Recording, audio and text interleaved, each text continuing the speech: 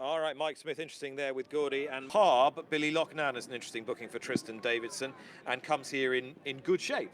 Yeah, I think he does come here in he's very in three. good shape. He could possibly be in his best shape because he's only had one run for Tristan Davidson.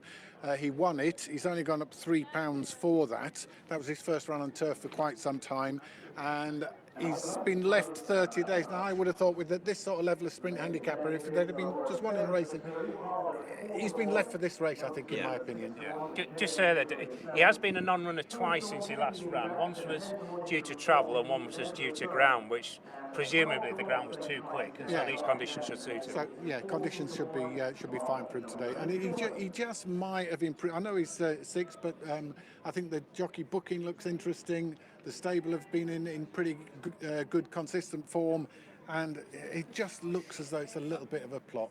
Tim Easterby's going to dictate how this race unfolds from a draw perspective, because as you said, he's got 1 and 2. He's also got 4. Monkstream in 4, who's fancied, and Harb is in the middle of that whole Easterby clutch. And look where the break in the stalls is. It's between 3 and 4.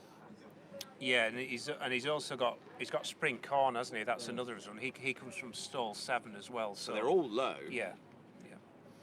So they could make sure that at least 2 of them have got a very good chance, haven't they? I don't know what the implication of that is, but they're going to blast and go, aren't they? This is going to be a cavalry charge, but there's a lot going on that far side. And if it doesn't work out far side, and actually the place to be is nearest to us, I thought J.M. Jingri had a very solid chance from 14. Yeah, he could provide the pace from high, couldn't he? In stall 14, he's now with Jim Goldie.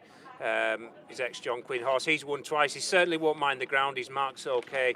Other pace high, I thought Lucius Aurelius, David O'Mara's runner, he comes from stall... Kevin Ryan's runner, he comes from stall 17. He's even higher on this stand side. He's not got any experience from what I can see, or any good experience on easier ground. His last 3 runs have all been on very fast ground.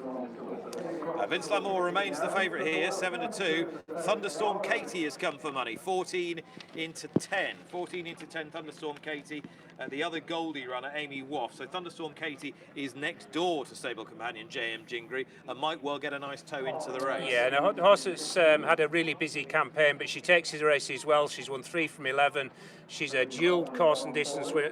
Course winner, both wins are over 6, but she had winning form over 5 at Hamilton. So the Paul Mull ridden Jim Goldie, J.M. Jingri from 14 is on the drift quite notably. 1 stall next door, the Amy Woff ridden Thunderstorm Katie is contracting in price for the same stable. Yeah, could I just give a mention to Never Dark as well, Definitely. who always runs at this meeting, usually in the Bronze Cup, but it's got Tom Markand on it, which is an interesting booking in itself for Ian Jardine. Has changed the headgear, got blinkered and tongue strap for the first time for that combination. I wouldn't be at all surprised to see that 8-year-old run a good race, as he nearly always does at this meeting. I think this is what he's on a race course for, this Western meeting at Ayr, and I think he'll run one of his better races. And he's at his best when he blasts from the front as well. He comes from stall 6, so again, a bit more pace on that side.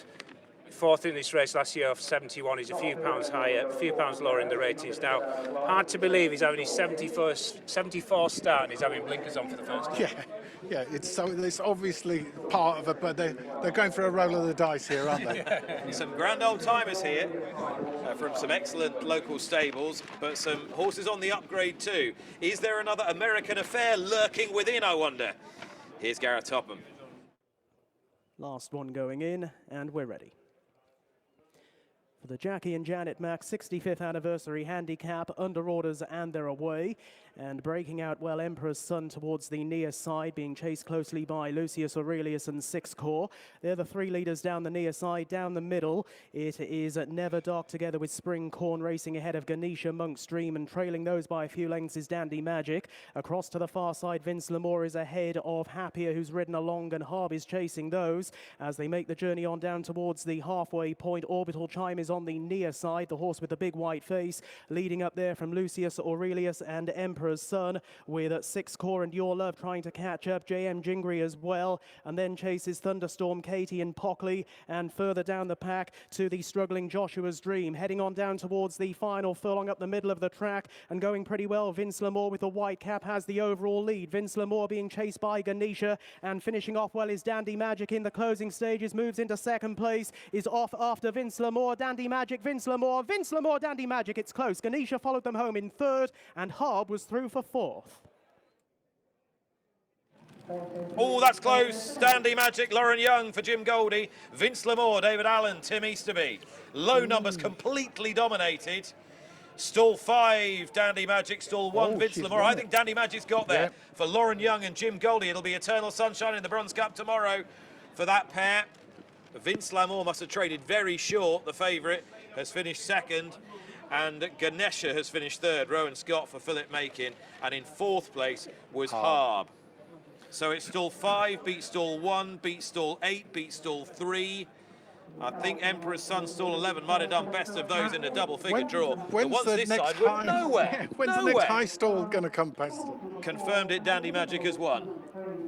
Yeah, no, it was a good performance. It won't be the last winner for Jim Goldie, and might well not be the last winner for Lauren Young at this meeting. She's on a 5-2 chance in the Bronze Cup tomorrow, but this one was perfectly timed run. I mean, you've got to feel a little bit for the top weight. Vince Lamour went out of the race like a scalded cat, and just about hung on, but not quite.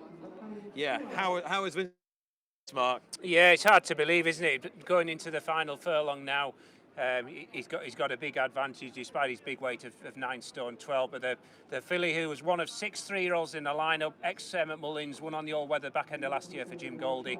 She just comes with a really strong challenge, and she nails the Easterby runner right on the line. Lauren Young's body language.